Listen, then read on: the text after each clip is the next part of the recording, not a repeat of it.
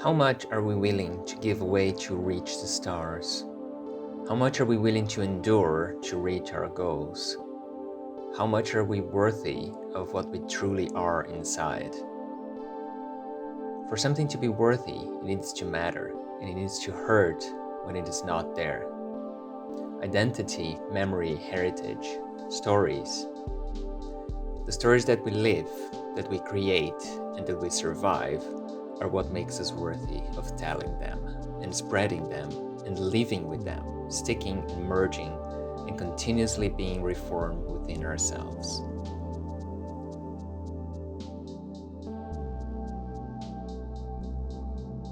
What you leave behind then, when you need to tell your story.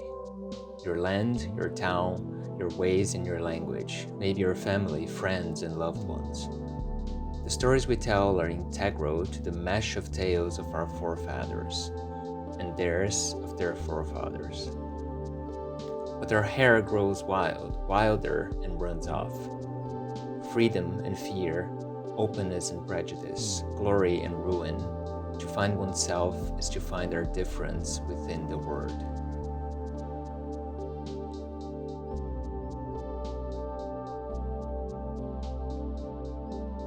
Welcome to Notes on Binti by Nnedi Okorafor.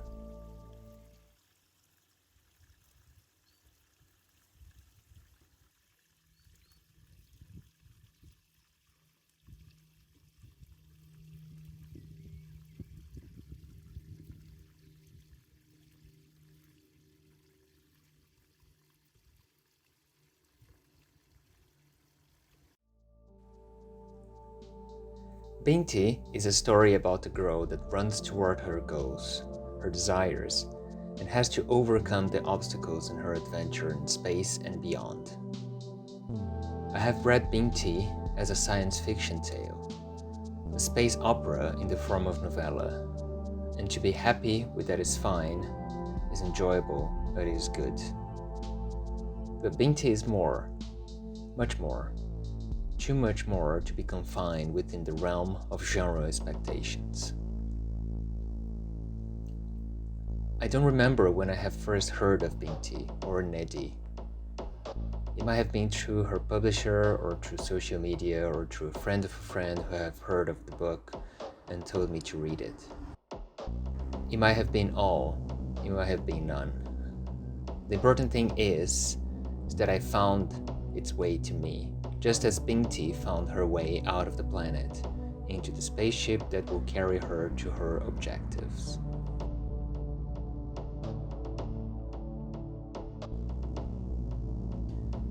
Binti is, even if it is just for me, about storytelling first and foremost. About writing and discovering, and about changing course, reimagining and thinking on your feet. The journey is more valuable than the objective in itself. That is undoubtable. But it's because of the objectives or markers and of milestones that we as writers and we as people weave our stories. Binti's objective is one and centered, and yet it's movable, flexible, fitting again when the structure is rebuilt.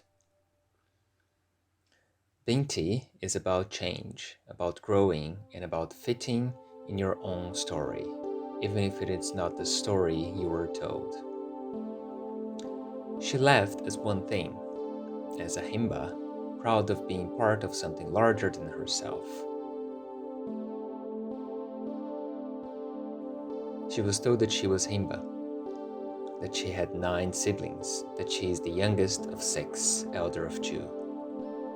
That she's to work and live and be as one, to stay and not change. I imagine people go through that more often than none. And Binti is the story of not breaking apart, but of the struggle to keep your identity and memory. Sometimes it feels that it's easier to forget, to let it go, to just give up trying to be different, to be yourself and to mingle, to behave and to be average, to be another one. It would be easier for Binti to untie her hair, to dress as others, to not carry her gifts, to not care. But the heart is worthy. Binti is about the memory that retains, the memory that lives inside us, that pushes us to carry that legacy, the heritage, that hold people's ideals and ways, and at the same time to be yourself, to break from the convention of the expected, and to convince your own being that the individual is part of the whole, but the whole is nothing without the different individuals within it. Binti is also about roles. Her family needs her harmonizing skills to thrive. Her father's shop counts on her staying and living the community's role.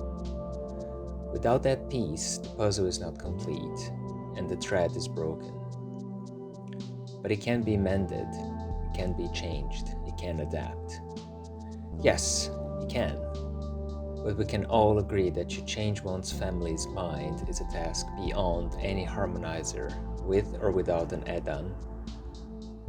So sometimes the best is to scar, to break apart, and then try to repair somehow.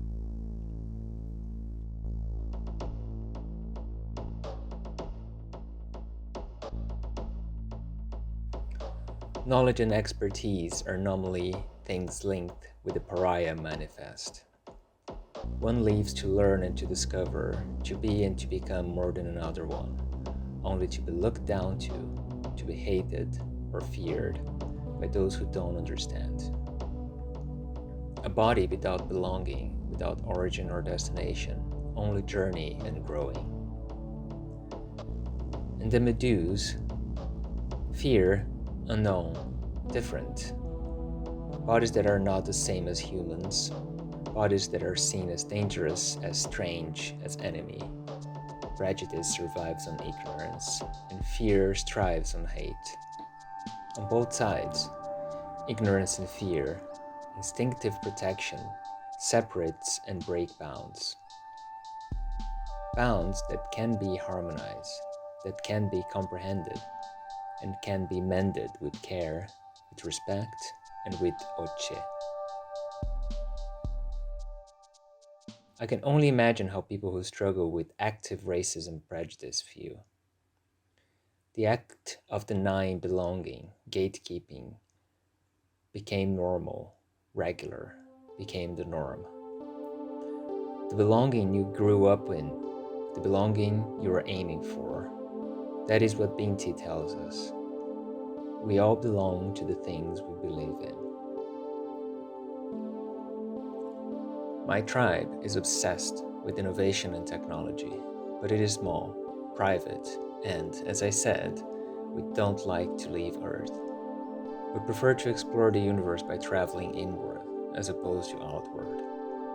No Himba has ever gone to Umza Uni, so me being the only one on the ship was not that surprising. However, just because something isn't surprising doesn't mean it's easy to deal with.